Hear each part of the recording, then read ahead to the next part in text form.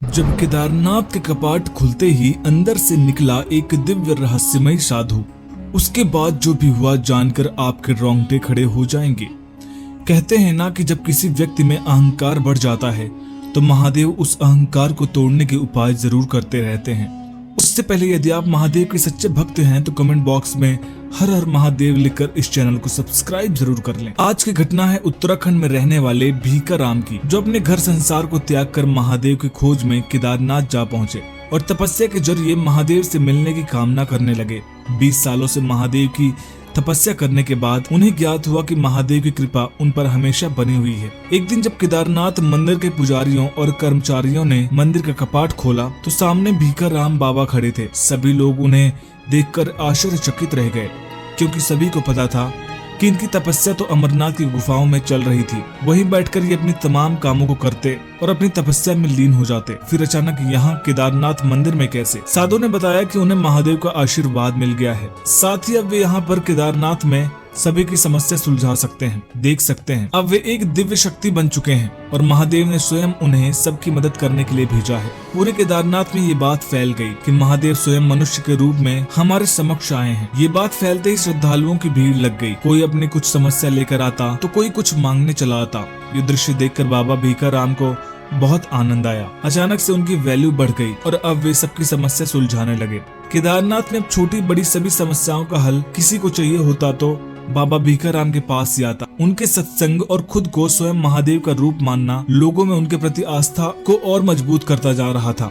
एक बार एक भक्त अपनी समस्याओं से परेशान होकर बाबा के पास आया और कहने लगा कि अब वो जीना नहीं चाहता। अपनी परेशानियों से अब वो परेशान हो गया है। तो बाबा ने कह दिया कि भीमशिला उनके मरने का सही स्थान है। इन बातों से बाबा के भक्त चकित रह गए और बाबा को और भी ज्यादा महान समझने लगे। एक बार केदारनाथ के सबसे पुराने साधु भ्रमण कर केदारनाथ पहुँचे।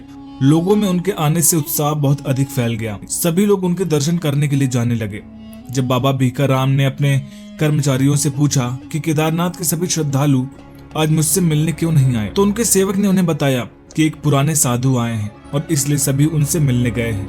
ये बात सुनते ही बाबा भीकाराम क्रोधित हो उठे और क्रोध और अहंकार में ये श्राप दे दिया कि कोई भी समस्या हो मेरे अलावा कोई हल नहीं कर पाएगा, और यदि किसी ने प्रयास किया तो उसकी समस्या 4 गुना हो जाएगी। बाबा भीकाराम की इन बातों ने लोगों में डर और बाबा भीकाराम के प्रति उनकी आस्था को खत्म कर दिया। बाबा भीकाराम का ये रूप देखकर सभी डर गए और अब केदारनाथ पर जैसे संकट मंडराने लगे। जब भी कोई श्रद्धालु भगवान से अपनी समस्या का हल मांगता, उसकी समस्या 4 गुना बढ़ जाती। अब ये देखकर लोग बाबा केदारनाथ की और वहाँ के साधु संतों से भी मिलना कम करने लगे, उनसे दूर जाने लगे। केदारनाथ के पुजारियों और कर्मचारियों ने बाबा केदारनाथ से विनती की कि केदारनाथ को इस प्रकोप से बचा लें। कई दिन महीने यूं ही बीतने लगे। एक दिन बाबा भीकाराम अपने कक्ष में आराम कर रहे थे। रात के करीबन 2 बजे उन्हें एक आवाज सुनाई दी जो उन्हें उनके नाम से पुकार रही थी। बाबा भीकाराम अत्यंत घबरा कर उठ खड़े हुए और उस आवाज का पीछा करते करते बाबा केदारनाथ के मंदिर तक जा पहुंचे। उन्होंने देखा कि आवाज तो यूं ही मंदिर से आ रही थी। वो साधु उस आवाज से इस तरह से खींचे चले गए कि जैसे उनका खुद पे कोई बस ही ना हो। आवाज को सुनते सुनते उन्होंने मंदिर का कपाट खोला और अंदर चले गए। उन साधु ने देखा कि महादेव अपने अवतार में उनके समक्ष खड़े हुए हैं। वही आंखें, जटाएं, सुंदर मुख, गले में नाग देवता, वही आधा चंद्रमा, साक्षात महादेव उनके समक्ष खड़े थे। ये देखते ही बाबा भीकाराम अपने घुटनों के बल बैठ गए और महादेव को प्रणाम करने लगे। महादेव ने बाबा भीकाराम को समझाया अहंकार मनुष्य को खत्म कर देता है और किस प्रकार उस साधु के अहंकार ने श्रद्धालुओं का जीवन दुख में बना दिया है।